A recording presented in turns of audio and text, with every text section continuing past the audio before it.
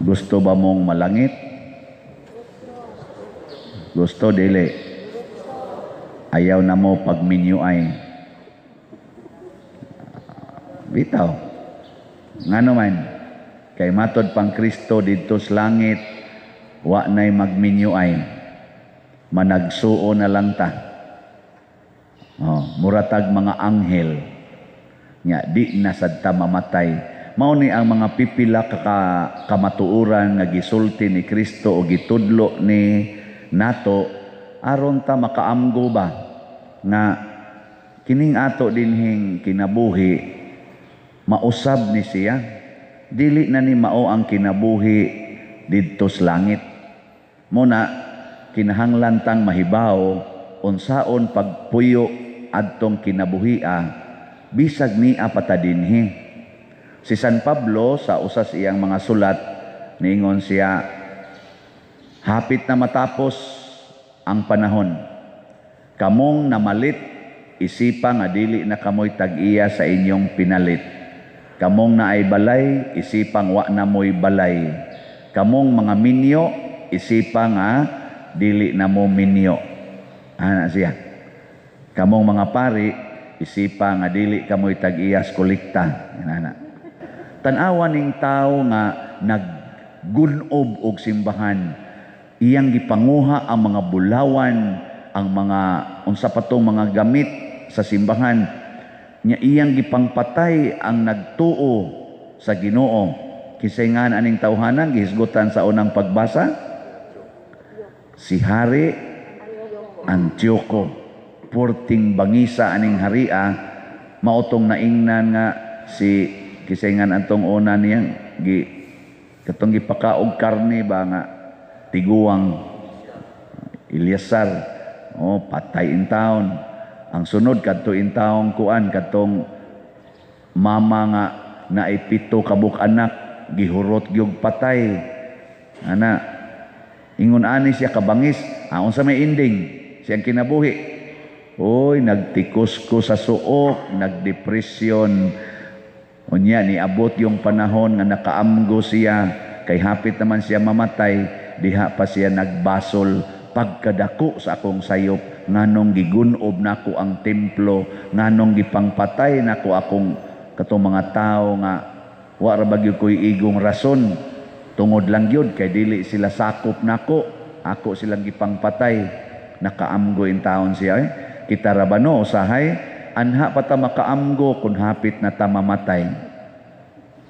Kung naman ko daghang kailagod nga inighilog nako, moingon din, Pader, ako no kung mabuhi lang gyud ko, mudunit gyud ko sa simbahan. Ako sa ngunahuna nganong karon pa man. Ani adtong lagsi ka, sige lang kag agi-agi, porti nimong kwarta, adto sa inuman, adto sa sugalan, siging himo anang imong balay, siging palit og sakyanan. Unya karon nga di na magsilbi ang imong sakyanan, kay nag-wheelchair na ka, di na magsilbi ang imong balay, kay hapit din na kakakita, kay stage 4 na ka, karon pa ka mosaad, nga moingon nga, kung maayo lang ko, ayuhon lang ko sa Ginoo, modonate gyud ko. Gapakauaw na lang ka. Di ba? Karon nga lagsik pa mo, donate. Donate. Karon nga lagsik pa ka, gubaan na ng imong kural aron makaagi ng imong silingan, magpakpak na sila sa kalipay. Kay maunay makapalangit nimo, dili nang pagsigig secured anang imong yuta kanang imong mga tanom ana ay di na maong. Hasta ng imong kinabuhi mutikos ra ka sa suok. Di ba? Ngano man day? Di mo mga matay? Kamong mga asawa ay namo pasigig kasilos anang inyong bana. Ngano man kay kanang inyong bana igsuon na lang na nimo dito sa langit o balangit ng panuway. Yung sige nagpangabit. Nabitay asawa karon nga nag-text nako, Pader, wa gyoy kabutangan sa akong kaguol. Kaya nga akong bana mibiya namo. Tuan na siya sa laing nasod kay gipetisyonan sa iyang mama. Sukad na kalarga hangtod karon din agid siya namo. Ang akong mga anak gibiyaan mi. Porti na ginamong lisura, gibuhat na kutanan, pagkontak niya, din agyod. Ana, unsaon man ninako pa dir? Ngabot na kuno siya ngadto imbahada, di lang yapon siya matagaag, tabang, abot na kuno siya ngadtong Sir Tulfo, di isa kuno mo tabang, ambot ni ngadto baka siya ni, kinsa pa na diyang duulonon, katapusan niyang giduol, Padersiano. Nako, ugako ning tubagon, wa na ra ba ni banab, pastilan. Simbak ko uroy. Ingon ko niya, ang imong paglaom, ayaw ibutang diha sa imong bana, diha sa mga butang sa kalibutan, diha sa kwarta. Ang imong paglaom, ibutang diha sa Ginoo. Sa to atong tubag sa Salmo karon? Magsadya ako sa imong kaluwasan. Kana, magsadya ako sa imong kaluwasan, o Ginoo. Ayaw ibutang ang imong kaluwasan diha sa imong bana, sa imong asawa, sa imong mga anak.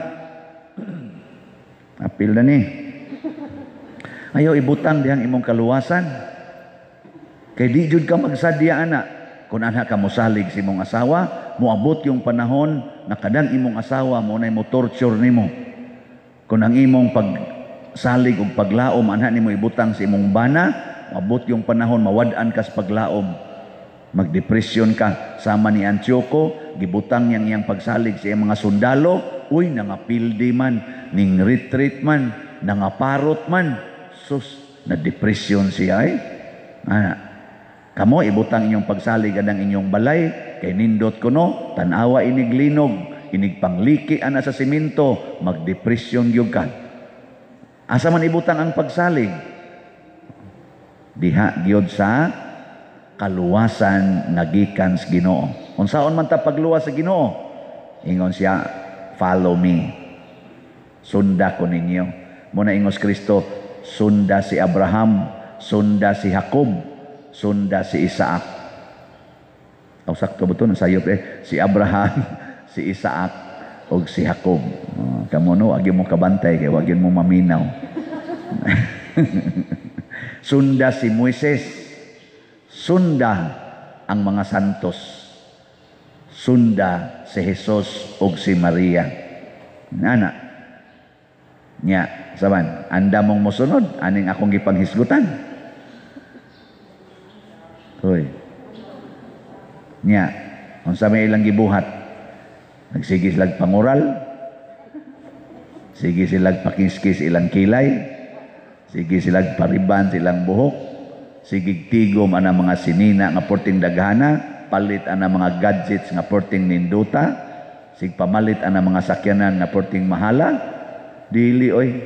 Ang gibuhat ani mga tawhana, siging ampo sa Ginoo, siging alagad sa katawhan, hangtod na nga matay sila. Gipamiyaan gud nila ang ilang kaugalingong mga balay, ilang kaugalingong yuta, labi na gid si Abraham, si Isaac ug si Jacob, namiya gid sila aron mualagad ug mutuman sa sugo sa Ginoo. Kita, sus, pabiyaon lag 1 meter, bukid kay isbuot. Si Abraham, ang gibiyaan niya, iyang nasod o mibakta sa porting layo ang nasod.